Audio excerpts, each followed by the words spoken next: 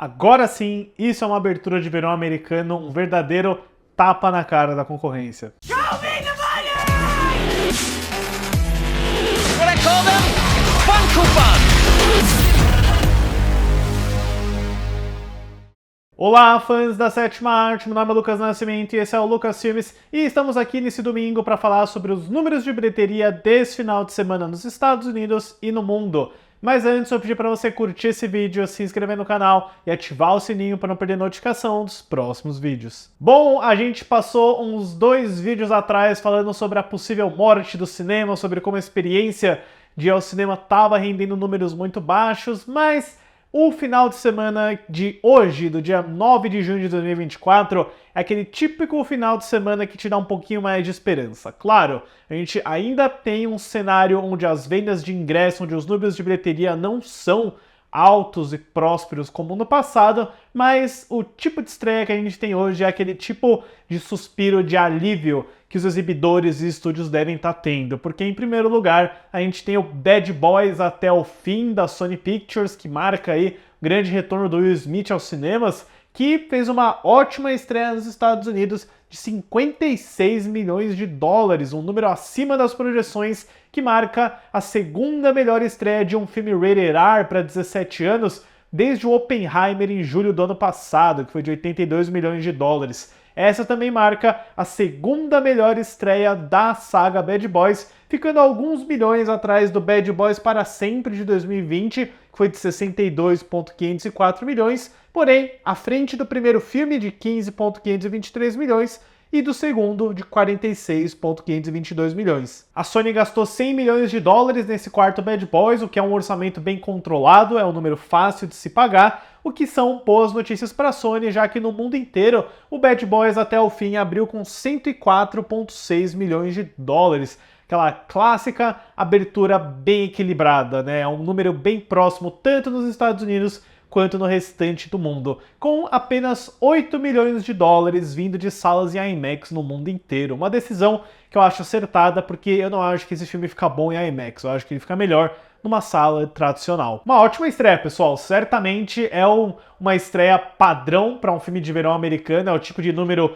que eu esperava que o Furiosa fosse fazer na estreia deles, né, mas Furiosa são outros 500, e agora a gente vê quão longe o Bad Boys 4 pode ir, porque ele teve uma boa recepção do público, uma boa nota no CinemaScore. Até agora, a maior bilheteria da saga Bad Boys é do terceiro filme de 2020, com 426 milhões, né? Foi o maior filme daquele ano, justamente por conta da pandemia. Um número de 400 milhões é ótimo para uma franquia que vai ficando maior e maior a cada filme, né? Vamos ver se o Até o Fim vai seguir esse padrão. Deixe nos comentários depois quem foi assistir Bad Boys 4, como que estava a sessão que vocês pegaram. Em segundo lugar, mais uma vitória para Sony Pictures, já que a gente segue aí com Garfield Fora de Casa, animação dublada pelo Chris Pratt, que nessa semana se segurou bem com uma queda de 29%, trazendo 10 milhões de dólares, para um total doméstico de 68,61 milhões, e no mundo inteiro um valor de 192,71 milhões de dólares.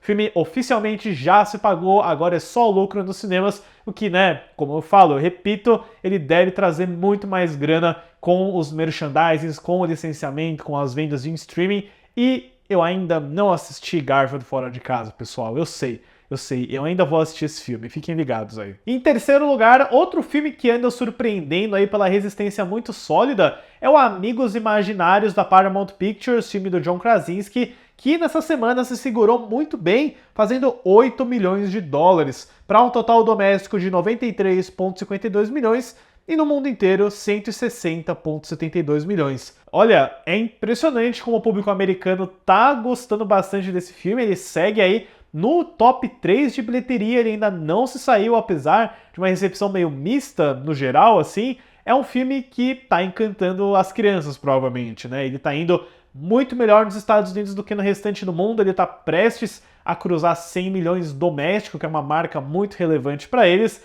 Se ele tivesse indo tão bem lá fora quanto doméstico, provavelmente esse filme teria uma chance bem grande de se pagar, né? O orçamento foi de 110 milhões, não acho que ele chegue em 300 milhões, mas tem uma possibilidade, quem sabe, dele chegar pelo menos nos 200 milhões, né? Não seria uma derrota de forma alguma. Eu não acho que ele é um hit, mas ele está bem longe de ser um fracasso. Por falar em fracasso, em quarto lugar, a outra grande estreia da semana foi Os Observadores da Warner Bros. New Line Cinema, o filme da Ishana Night Shyamalan, que abriu com um tímidos 7 milhões de dólares nos Estados Unidos. No restante do mundo, apenas 11,70 milhões. Não é uma boa estreia, ainda mais considerando o apelo que o filme de terror tem, né? Não anda sendo um ano forte para terror num geral, mas esse daqui chegou tão tímido, chegou sem alarde, sem reação, sem cabine de imprensa. Eu mesmo só assisti o filme ontem, eu vou trazer um vídeo sobre ele amanhã, aqui segunda-feira, e olha, o filme é ruim, tá? Eu não gostei, eu achei muito fraco, não me surpreende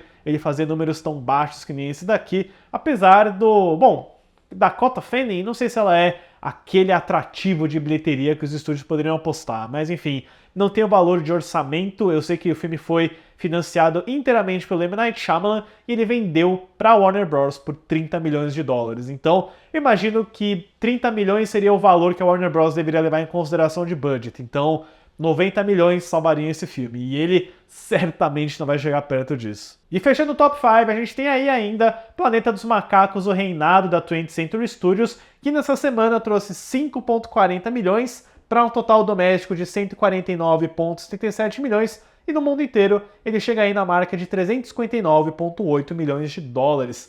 Agora sim, dá para ver que o reinado está estacionando, né? Ele está já há 2 semanas na casa de 300 milhões de dólares. Eu acho que ele certamente vai superar o Planeta dos Macacos do Tim Burton nesses próximos dias, mas chegar em 400 milhões, encostar na trilogia do Andy Serkis, isso não deve acontecer. Eu acho que agora que o filme começa a perder gás, ele ainda não se pagou, ele tá próximo de se pagar, tem que chegar naqueles 400 para ter aquela segurança, mas não vai fazer muito mais além disso. Porém, eu ainda acredito que a Disney vai seguir nas continuações desse filme. E dando sequência ao restante do top 10, em sexto lugar, o Furiosa despenca com mais uma queda de 61%, fazendo 4,25 milhões, para um total doméstico de 58,71 milhões, e no mundo inteiro um valor de 144,4 milhões. Em sétimo lugar, o Dublê trouxe 2,70 milhões, para um total doméstico de 85,12 milhões, e no mundo inteiro 165,63 milhões. Em oitavo lugar, a gente tem o relançamento da versão estendida do Senhor dos Anéis, A Sociedade do Anel, que trouxe aí 2,44 milhões, para um total doméstico, né, lá de 2001, de 317,986 milhões. Em nono lugar, o relançamento da versão estendida do Senhor dos Anéis, As Duas Torres, fez 1,91 milhões para um total doméstico lá de 2003 de 578,514 milhões. Vale apontar que o Retorno do Rei também vai ser exibido nessa maratona, só que os números só serão atualizados na segunda-feira, né? A exibição do filme é na segunda-feira, porque sábado foi a Sociedade do Anel, domingo foi As Duas Torres e segunda vai ser o Retorno do Rei. Então, no vídeo de bilheteria complementar, eu trago aqui os números do terceiro filme da trilogia. E em décimo lugar, Os Estranhos, capítulo 1, com 1,84 milhões, para um total doméstico de 32,21 milhões. Mas é isso, pessoal. Esses são os principais números e informações de bilheteria que eu tenho no vídeo de hoje. Fiquem ligados aí no canal, porque nessa semana vou trazer um vídeo sobre Os Observadores, por que não, né? Falar aí do filme da filha do M. Night Shyamalan, que foi uma bomba, na minha opinião. Também continuar o especial do X-Men com vídeo sobre Logan, Deadpool 2. E também, né, eu vou trazer algumas novidades aí sobre a estrutura e o futuro do canal também. Algumas coisas bem bacanas para falar. Certo, pessoal? Obrigado pela visita e até a próxima sessão.